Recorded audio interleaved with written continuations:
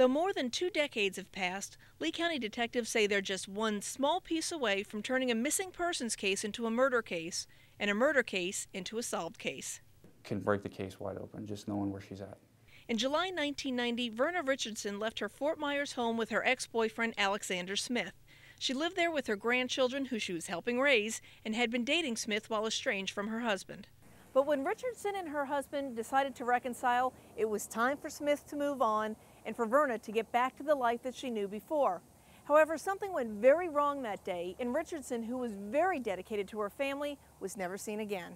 She was throwing him out of the house. He had to go, and when he left, they moved his property out. She never came back. Suspicion immediately fell upon the scorned Alexander Smith. In fact, 2 days after Richardson went missing, Smith wrecked his ex-girlfriend's car on I-75. Richardson, however, was still nowhere to be found. Is denying his involvement at this time, but there's obvious holes in his story that we feel he is the person responsible. Oddly, shortly after Richardson disappeared, Smith decided to change his name to Marion Williams. He also relocated out of Fort Myers and to this date manages to evade arrest because without a body, detectives can only treat this as a missing persons case and not a homicide. If we find her remains, there's still places that we can take the case to solve the case and bring the proper person to justice.